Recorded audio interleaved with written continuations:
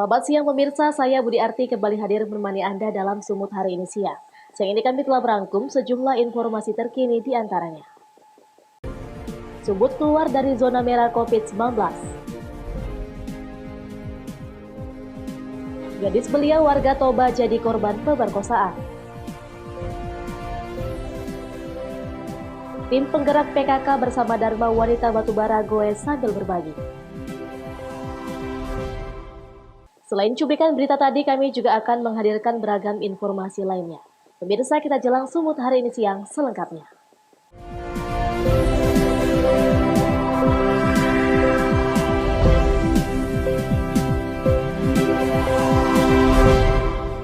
Kita ke informasi pertama. Pemirsa, kabar gembira datang dari Satgas COVID-19 Sumatera Utara.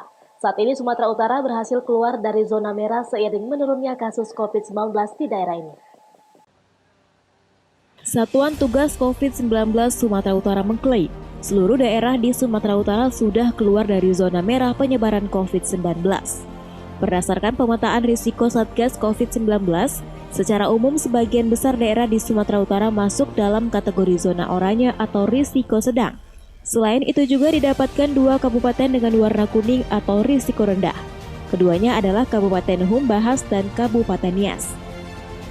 Saat ini total kasus terkonfirmasi positif COVID-19 di Sumatera Utara telah mencapai 13 ribuan kasus dan yang sembuh lebih dari 10.000 orang. Angka kematian lebih dari 500 orang. Adapun kasus positif aktif saat ini tinggal 1.000-an orang dan sebagian besar dari mereka menjalani isolasi mandiri di rumah. Meski daerah ini keluar dari zona merah, Gubernur Sumatera Utara Edi Rahmayadi tetap mengimbau masyarakat untuk tidak terlena dan tetap menerapkan protokol kesehatan secara ketat. Sebab sewaktu-waktu kasus positif bisa saja melonjak. Edi pun belum mau terburu-buru untuk membuka sekolah agar anak-anak bisa belajar tatap muka. Saya tidak terlalu menganut itu ya, itu hanya sebagai data ya. Ada kuning, ada orange, ada hijau, ada merah. Itu hanya untuk sebagai data. Tetapi virus itu tak bisa dipakai seperti itu. Kita harus tetap protokol kesehatan. Itu benar-benar harus dipegang. Ini maskerku ini adalah keselamatanmu. Maskermu keselamatanku.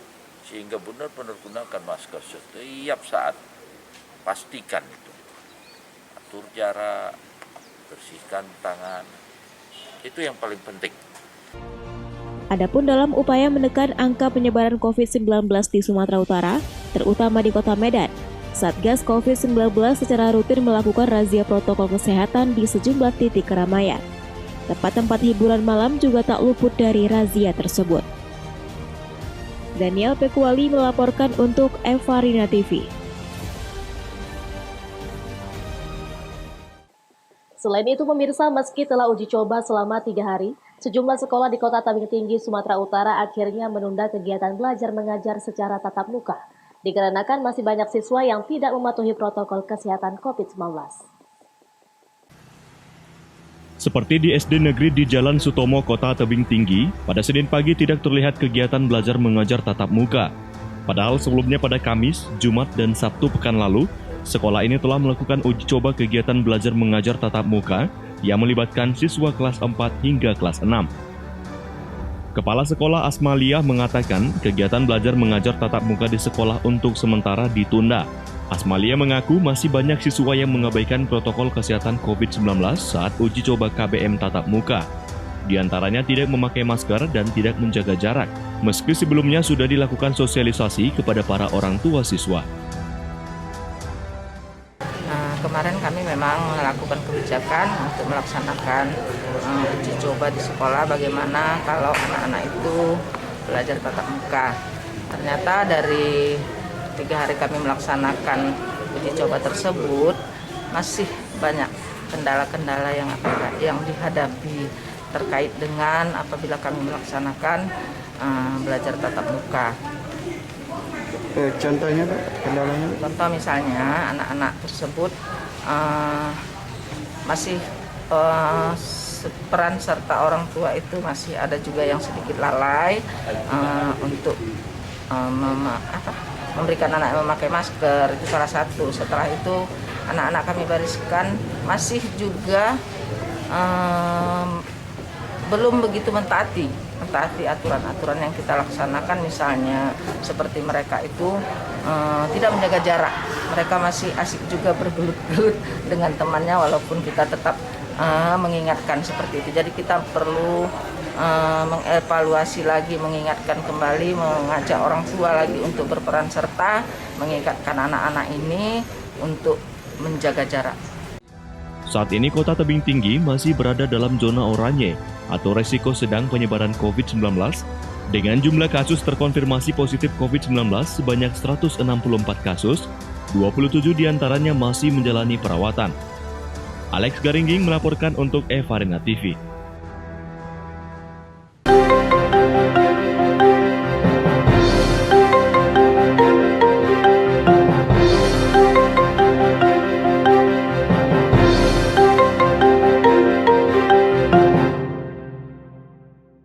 Pemirsa, Badan Pengawas Pemilu Kota Binjai, Sumatera Utara menertibkan sejumlah alat peraga kampanye calon wali kota Binjai yang menyalahi aturan. Penertiban alat peraga kampanye ini dilakukan petugas Bawaslu Kota Binjai bersama tim Satpol PP dan unsur TNI Polri. Alat peraga yang ditertibkan adalah alat peraga yang menyalahi aturan kampanye, seperti desain, jumlah, dan materi APK yang tidak sesuai. Penertiban juga dilakukan untuk APK yang menyalahi aturan lokasi dan nilai estetika pemasangan APK. Salah satu APK yang dibongkar petugas adalah sebuah baliho besar milik paslon nomor urut 2 yang terpasang di Jalan Sungai Musi, Kota Binjai. Dengan menggunakan truk milik Dinas Lingkungan Hidup, tim membongkar baliho tersebut. Penertiban juga dilakukan untuk APK paslon lainnya yang menyalahi aturan. Ketua Bawaslu Kota Binjai Ari Nurwanto mengatakan, penertiban APK bermasalah ini akan dilakukan hingga pemilu mendatang. Pihaknya bersama KPU Kota Binjai juga telah berulang kali menyurati tim sukses masing-masing pasangan calon untuk mematuhi aturan pemasangan alat peraga kampanye. Yang dilakukan oleh Bawaslu Kota Binjai bersama dengan Satpol PP, TNI, Polri kita lakukan sampai dengan masa tenang.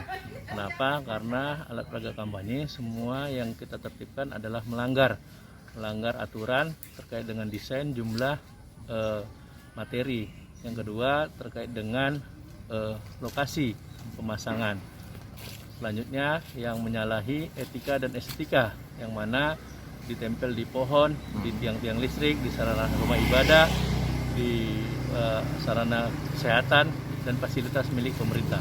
Ada nggak kira-kira kendala, Bang? Ada yang nggak mau dicopot gitu, Bang? Ya, terkait dengan kendala, semua pasangan calon menerima karena mereka juga mengetahui bahwasannya yang mereka pasang itu sebenarnya adalah menyalahi aturan. Tapi memang karena keinginan dan kemauan pasangan calon untuk tidak menertibkannya, maka kita tertibkan. Kita juga telah memberikan himbauan kepada pasangan calon untuk menertibkan sendiri. Bila tidak ditertibkan, maka akan ditertibkan oleh tim terpadu yang terdiri dari Bawaslu, Satpol PP, TNI, dan Polri. Dan perlu diketahui juga untuk di Kota Binjai, KPU Kota Binjai juga sudah menyurati pasangan calon sebanyak 3 kali untuk menertibkan sendiri dalam waktu 1 kali 24 jam. Kalau enggak maka akan ditertibkan ya, Bang? Ya, maka akan ditertibkan. Tapi kita lihat di Kota Binjai juga masih banyak alat-alat peraga kampanye yang menyalahi aturan. Maka untuk itu kita akan menertibkan terus penertiban alat peraga kampanye sampai dengan di masa tenang nanti. Wahyu Pratama melaporkan untuk Eva Arena TV.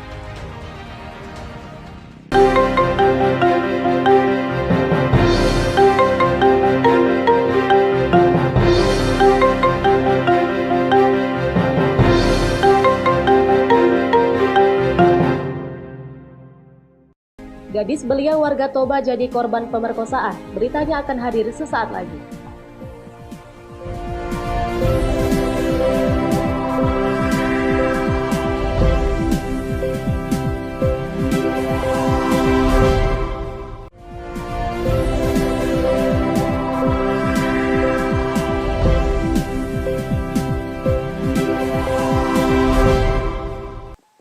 Terima kasih masih bersama kami. Pemirsa, seorang anak perempuan yang masih duduk di bangku kelas 1 SMA berinisial FS berusia 17 tahun diduga menjadi korban pemerkosaan beberapa orang pria yang tidak dikenalnya. Peristiwa ini terjadi di Kabupaten Toba, Sumatera Utara pada Sabtu malam 7 November 2020. Peristiwa pilu yang dialami korban bermula dari perkenalannya kepada salah satu terduga pelaku melalui media sosial Facebook. Korban dan terduga pelaku kemudian menjalin komunikasi lewat medsos sejak 2 minggu terakhir. Menurut keterangan korban yang ditemui di kediamannya pada Senin siang, peristiwa ini bermula pada Sabtu 7 November malam. Terduga pelaku bersama seorang temannya menemui korban di kediamannya. Saat itu terduga pelaku mengajak korban keluar dan membawanya ke salah satu kafe di kawasan Lagu Boti. Di sana korban diduga dicekoki minuman oleh terduga pelaku. Terduga pelaku kemudian membawa korban ke rumah saudaranya. Di rumah itu salah satu pelaku melakukan hubungan suami istri dengan korban. Usai melakukan perbuatan tersebut, korban kemudian diantar pulang namun tidak sampai ke rumah. Korban justru ditinggal di tepi jalan sendirian. Kenalnya dengan pelaku ini kayak mana, Dek? Dari Facebook ya? Terus komunikasinya dari Facebook juga? Terus jumpanya gimana? Jumpanya jam 10 di depan gereja. Di depan gereja HKBP itu ya? Diajak jumpa lewat Facebook juga? Berapa orang itu yang datang jemput kau? 2 orang. Terus dibawa kemana? Ke kafe. Kemana? Ke kafe. Ke kafe? Ke kafe mana itu? Kafe. Di mana? Kafe Pecan Lagu. Di Lagu Boti ya?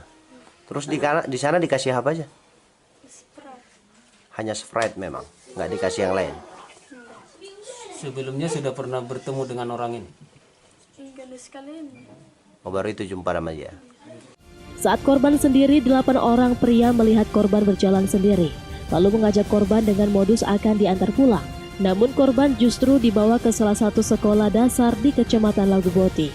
Di salah satu ruangan kelas itu, korban kembali digilir oleh 3 orang pelaku, sementara 5 orang lainnya hanya menunggu di halaman sekolah. Ini terkait dugaan pemerkosaan atau pelecehan seksual yang dialami oleh seorang anak sekolah yang terjadi di wilayah Kecamatan Lagu Boti, persisnya di wilayah sekolah lokasinya SD Negeri 2 Lagu Boti. Kebetulan pelakunya ini yang berinisial, salah satu inisialnya RN. Kebetulan udah beberapa kali saya ingatkan atas tindak tanduknya yang sering melakukan keresahan di wilayah Desa Siwoya. Dia sendiri sering bawa perempuan ke tempatnya. Kebetulan dia tinggal di rumah neneknya. Jadi warga di Desa Siwoya juga sudah resah gara-gara perbuatan beliau ini. Hingga saat ini pihak kepolisian dari Polres Tobasa masih melakukan penyelidikan. Sayangnya Kepala Satuan Reserse Kriminal Polres Toba, AKP Nelson Sipahutar yang dikonfirmasi pada Senin 9 November pagi hanya membenarkan peristiwa itu. Dirinya belum dapat memberikan keterangan lebih rinci termasuk soal jumlah dan identitas terduga pelaku yang telah ditangkap. Alex Jetro Siagian melaporkan untuk Eva Rina TV. Pemirsa, Polres Kabupaten Simalungun menangkap seorang ayah yang tega berbuat keji mencabuli putri kandungnya sendiri yang berusia 12 tahun. Mirisnya perbuatan bejat itu telah dilakukan selama 2 kali dalam kurun waktu setahun terakhir. Entah apa yang merasuki pikiran JBE, pria berusia 38 tahun, warga Kelurahan Saribudolok, Kecamatan Silimakuta, Kabupaten Simalungun, Sumatera Utara. Pria ini tega mencabuli atau menyetubuhi putri kandungnya sendiri sebagai pemuas nafsu bejatnya yang saat ini berusia 12 tahun. Mirisnya, perbuatan bejat itu telah dilakukan selama hampir setahun sebanyak 2 kali dan terakhir pada tanggal 2 November 2020 kemarin. Saat menjalankan aksi bejatnya, tersangka mengaku telah melakukannya di rumah mereka. Bahkan pelaku mengancam korban untuk tidak memberitahukan aksi bejatnya tersebut kepada ibu korban atau orang lain. Kasus ini terungkap setelah ibu kandung korban melaporkan perbuatan keji suaminya ke Polres Simalungun. Satu perkara yaitu tindak pidana pencabulan atau persetubuhan terhadap anak di bawah umur yang dilakukan oleh ayah kandungnya sendiri dan sesuai dengan LP nomor 378/11/2020 tanggal 4 November, kemudian atas nama pelapor adalah Eva Mantaria Siombing. Perlu kami sampaikan bahwa kejadian ini terakhir kali terjadi pada hari Senin tanggal 2 November 2020, kurang lebih sekitar pukul 10 pagi. Dari hasil penangkapan, petugas mengamankan baju dan celana dalam milik korban. Untuk mempertanggungjawabkan perbuatannya, saat ini tersangka JBE harus mendekam di balik jeruji besi dan dijerat dengan pasal perlindungan anak. Dosi Simarmata melaporkan untuk Eva Rina TV.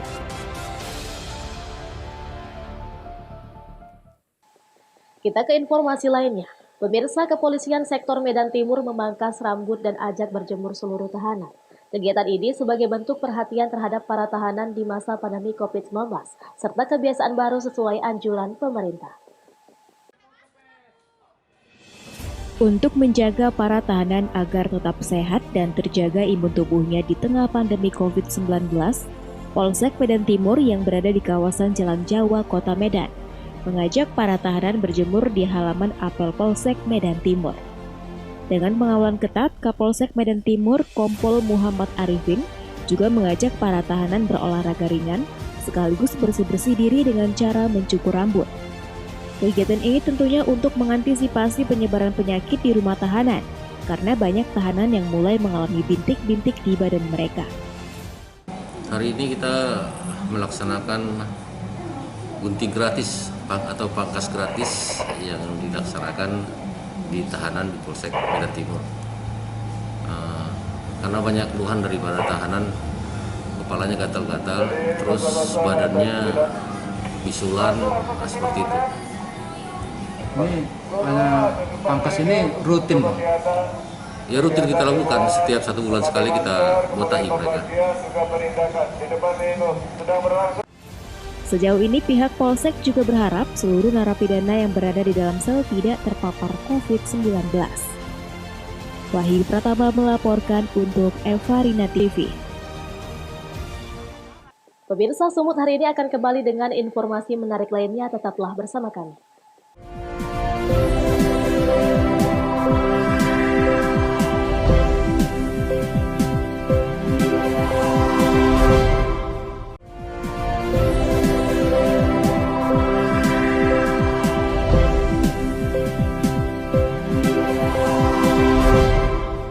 Terima kasih masih bersama kami. Pemirsa, tim penggerak PKK Kabupaten Batubara bersama Dharma Wanita berolahraga sepeda di tengah pandemi COVID-19 sambil memberikan perhatian dan bantuan berupa keperluan bahan pangan terhadap anak difabel yang kurang mampu. Bantuan pun diberikan secara langsung dari rumah ke rumah. Beginilah tim penggerak PKK bersama Dharma Wanita berolahraga sepeda menelusuri jalan desa sambil memberi perhatian dan bantuan terhadap anak difabel yang berada di 5 desa, yakni Desa Pasar 8, Desa Aras, Desa Tanah Rendah, Desa Tanjung Kuba, Desa Tanjung Mulia, Kecamatan Air Putih, Kabupaten Batubara. Ketua TPPKK Kabupaten Batubara Maya Indri Sari Zahir mengatakan, kegiatan ini merupakan sedekah rutin hasil dari tim personal yang menyisihkan rezeki untuk berbagi terhadap warga yang membutuhkan. Ya, hari ini kami melaksanakan kegiatan sedekah DW PKK Kabupaten Batubara dan Dharma Wanita Persatuan Kabupaten Batubara.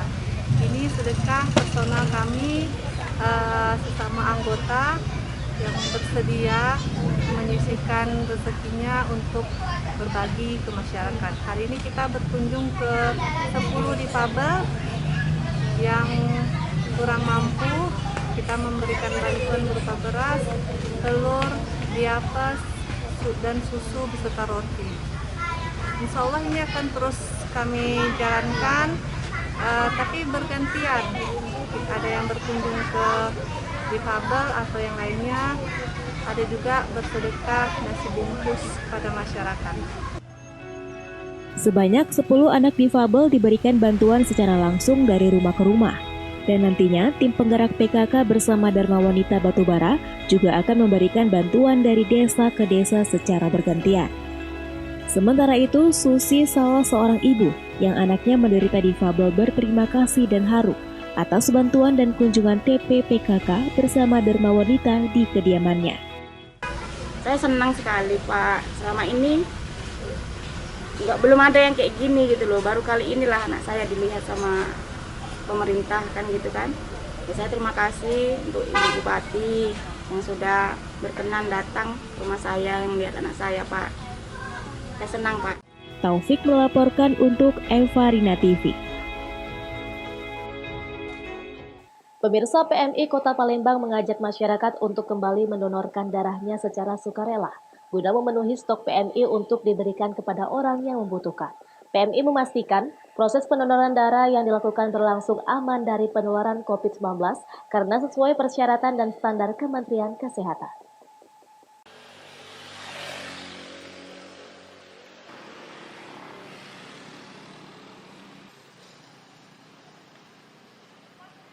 Untuk membantu Palang Merah Indonesia, PMI memenuhi target ketersediaan darah yang mencapai 150 kantong per hari. Pramuka Kota Palembang berinisiatif mendonorkan darah sebagai bentuk kepedulian dan sarana mengedukasi masyarakat agar tidak takut mendonorkan darah di masa pandemi. Serangkaian tes kesehatan harus dijalani puluhan anggota Pramuka sebelum mendonorkan darahnya, mulai dari pendataan calon pendonor, tes cepat COVID-19, dan penerapan protokol 3M saat proses donor berlangsung. Kepala Unit Pelaksana Teknis Daerah UPTD PMI Kota Palembang, Silvi Dwi Putri memastikan donor darah tidak akan menyebarkan COVID-19 karena penyakit itu menyebar melalui cairan droplet atau cipratan air liur. Untuk itu, Silvi mengajak masyarakat untuk kembali mendonorkan darahnya melalui proses pendonoran yang aman dan nyaman dengan protokol kesehatan yang telah diterapkan oleh PMI. Pastinya dengan menerapkan protokol dari Kementerian Kesehatan. Yang pertama harus memakai masker dan pendonor juga harus mencuci tangan sebelum masuk ruangan dan dicek suhunya. Setelah itu baru kita lakukan pemeriksaan dan anamnesis, dan setelah dinyatakan sehat baru bisa untuk donor darah. Silvi menambahkan, semenjak Maret 2020 atau sejak corona mewabah, pendonor jauh berkurang sehingga PMI kesulitan untuk memenuhi ketersediaan darah. Semula perbandingan pendonor sukarela dengan pendonor pengganti yakni 70 berbanding 30. Namun sejak pandemi, kondisi menjadi terbalik yakni 30 berbanding 70 yang kebanyakan didominasi oleh pendonor darah pengganti. Pendonor darah pengganti ini merupakan pendonor yang dicari atau dibawa dengan sengaja oleh orang yang membutuhkannya. Dari Palembang, Sumatera Selatan, Evan Ervani, Kantor Berita Antara mewartakan.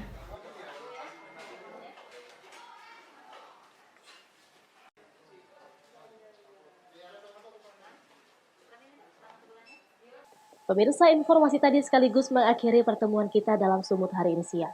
Saya Budi Arti, mewakili kerabat kerja yang bertugas pamit undur diri dari hadapan Anda. Terima kasih atas kebersamaannya dan sampai jumpa.